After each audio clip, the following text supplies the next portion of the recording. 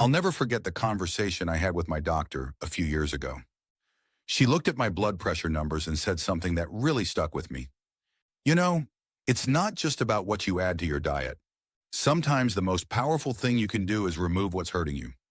That hit home. I'd been so focused on eating more of the good stuff that I hadn't really thought about the bad stuff I was still consuming every day. Today I want to talk about the 5 worst foods for high blood pressure. These are foods that can actively work against you, raising your blood pressure and increasing your risk of heart disease and stroke. Some of these might surprise you, some you probably already know, but haven't fully committed to cutting back on. Either way, understanding why these foods are problematic and finding alternatives can make a real difference in your numbers. Before we get started, let me be clear about something. I'm not saying you can never eat these foods again. Life is meant to be enjoyed, and food is part of that enjoyment. But if you have high blood pressure or you're trying to prevent it, these are foods you want to limit significantly or avoid as much as possible. Small changes here can lead to big improvements in your health. The first worst food and probably the biggest offender is processed meats. I'm talking about bacon, sausage, deli meats, hot dogs, ham, salami, pepperoni, and anything that's been cured, smoked, or preserved with salt and chemicals. Processed meats are absolutely loaded with sodium. Just 2 slices of deli turkey can have 500 to 700 milligrams of sodium. That's nearly a third of the recommended daily limit of 1,500 milligrams for people with high blood pressure. A couple of strips of bacon, another 400 milligrams. A hot dog, up to 700 milligrams. It adds up shockingly fast. But it's not just the sodium. Processed meats also contain nitrates and nitrites, preservatives that have been linked to increased blood pressure and cardiovascular problems.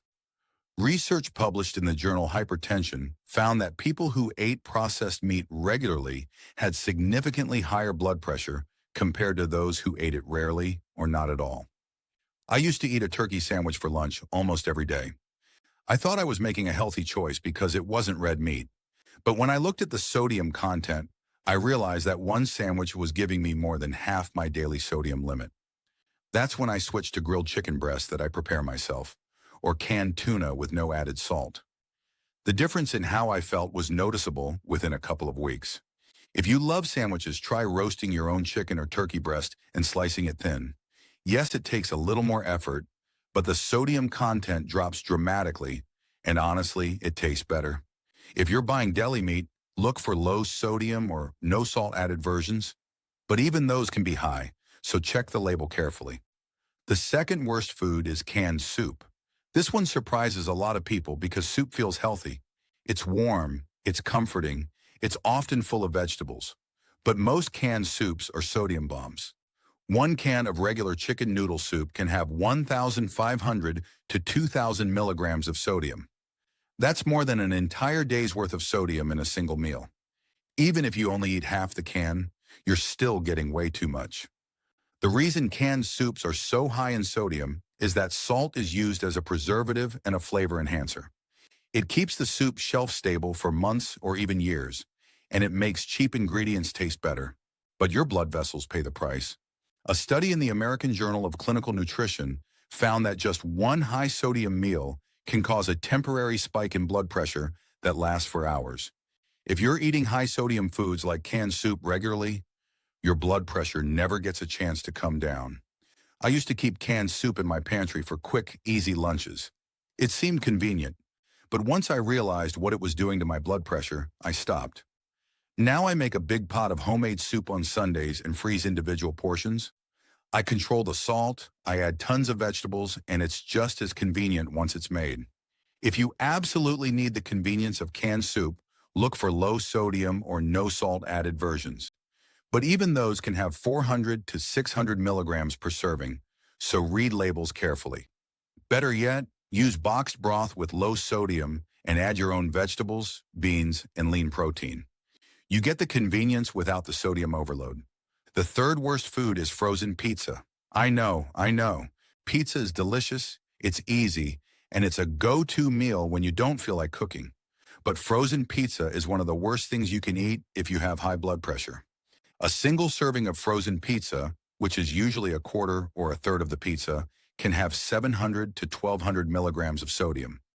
If you eat half the pizza, which let's be honest, most of us do, you're looking at well over 1,500 milligrams. That's an entire day's sodium limit in one meal. It's not just the sodium, though. Frozen pizza is also high in saturated fat and refined carbohydrates, both of which can contribute to weight gain and inflammation, which in turn raise blood pressure.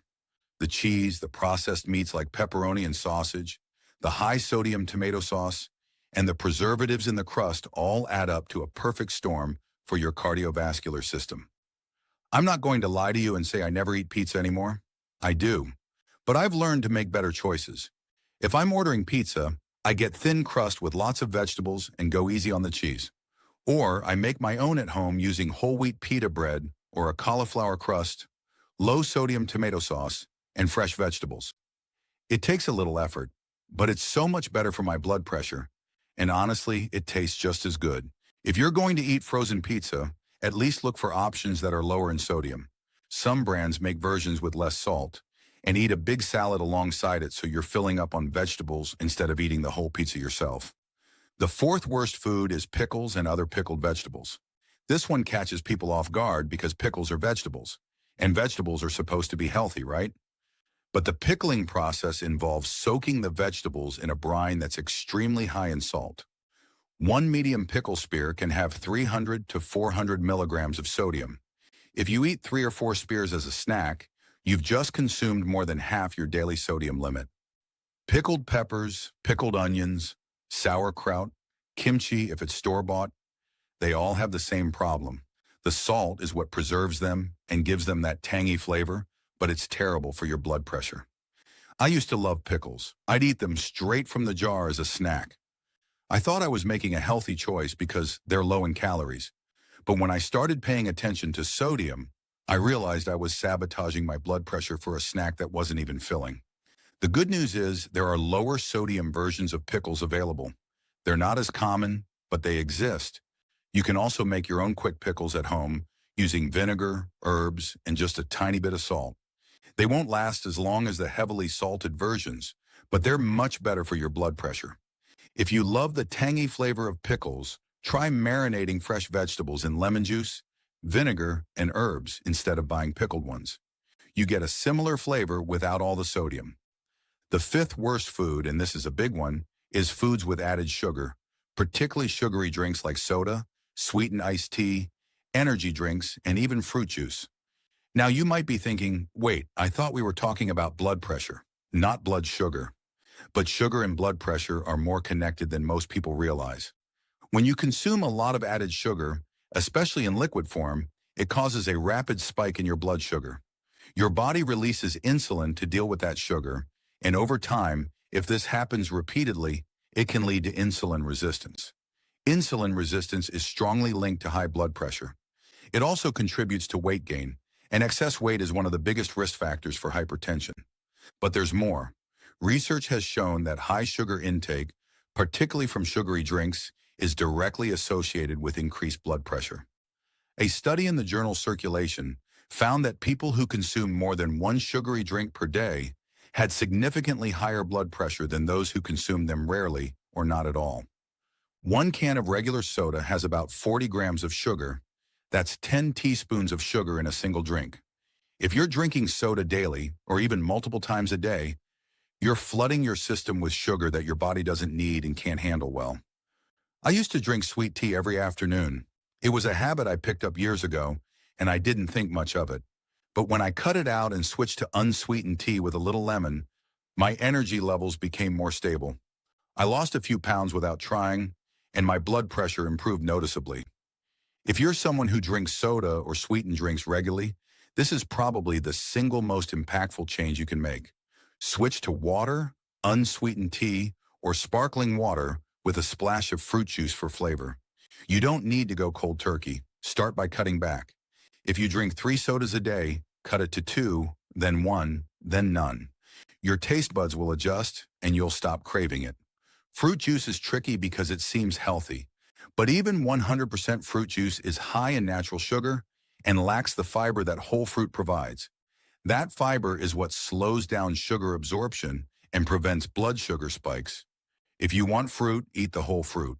Your blood pressure and your blood sugar will thank you. Now let me tie this all together with some practical advice. If you've been eating these 5 foods regularly, don't panic. You don't have to eliminate everything overnight. In fact, trying to change too much too fast usually backfires. Pick one food from this list and focus on reducing or eliminating that first. Maybe you start by cutting out soda, or you stop buying deli meat and start roasting your own chicken. One change done consistently will make a difference. Also, start reading nutrition labels. The sodium content is listed right there on every package. If a single serving has more than 500 milligrams of sodium, think twice about it. If it has more than 1,000 milligrams, it's probably best to avoid it. When you're cooking at home, use herbs, spices, lemon juice, vinegar, and garlic to add flavor instead of salt. You'll be amazed at how flavorful food can be without all that sodium once your taste buds adjust. It takes about 2 to 3 weeks for your taste buds to recalibrate, and after that, foods that you used to think tasted normal will actually taste too salty. And remember, this isn't about perfection, it's about progress. If you go to a birthday party and have a slice of pizza, that's fine. Enjoy it. But if you're eating frozen pizza 3 times a week and washing it down with soda, that's a pattern that will hurt your blood pressure over time. Your blood pressure is influenced by so many factors: genetics, stress, sleep, exercise, and yes, diet. You can't control everything, but you can control what you put in your body. And removing or reducing these 5 foods is one of the most powerful steps you can take. If you found this helpful, I'd appreciate it if you'd give this video a thumbs up. And if you haven't already, subscribe to the channel for more practical, science-backed advice on managing your health naturally. Drop a comment and let me know which of these 5 foods is the hardest for you to give up. I'd love to hear from you. Your health matters. Your blood pressure matters. And the choices you make today will affect how you feel tomorrow and for years to come. You've got this.